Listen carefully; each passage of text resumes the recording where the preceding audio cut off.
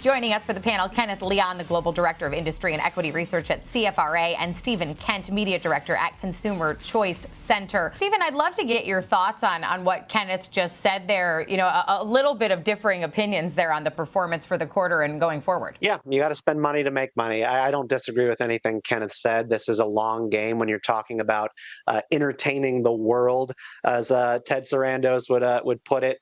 You know, the competition that Netflix is in is untraditional. You know, there's all this discussion going on about the Paramount Skydance bid that was rejected for Warner Brothers Discover, their second time going at that. And then there was discussion about whether or not Netflix was going to be swooping in to take over that space. Not going to happen. I mean, that's like SpaceX trying to make a bid on horse-drawn carriages. We are moving on into the world where you don't have that kind of baggage. So they are in a competition right now with the likes of YouTube. I'm really encouraged by this news from just the other week that they have a partnership in the works to roll out with Spotify for video podcasts. You know, I'm imagining right now a Netflix in 2026, 2027 that is algorithmically as smart as YouTube, serving up video content that people want to watch. They stay on the platform. And by the way, after they watch a TV show that they've really loved, then they can sit down and watch an episode of The Ringer, or they can watch the Rewatchables podcast. People normally binge a TV show, and then they hop over to YouTube to watch analysis and discussion of the TV show they love. We're looking at a future where it could all be in one place. That's going to be very good for Netflix. Yeah, it's certainly an interesting time. Kenneth, I want to come to you to address this Warner Brothers conversation, this Warner Brothers Discovery potential sale. Netflix name obviously keeps coming up, but do you think that they're actually a viable potential suitor to buy either in full or some part of Warner Brothers Discovery? Well, as I said last night, I mean, management will look at, all deals, but there's risk along with opportunities. I agree with Stephen.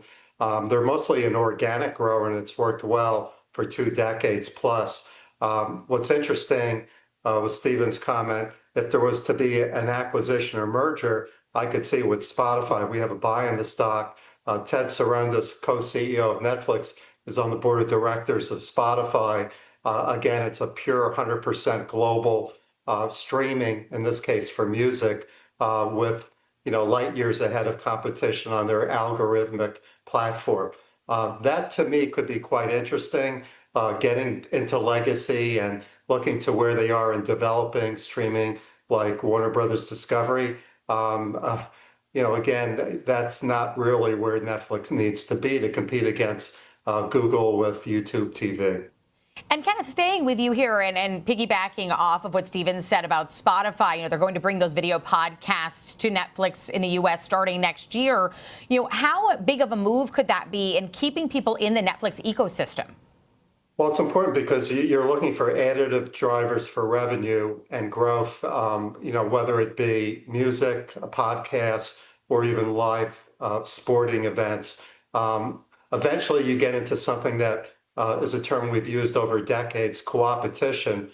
There's obviously, I could say, some alignment of these two companies, but if they're overstepping each other's franchise, probably Ted Sarandos will probably not be a board of director member of Spotify.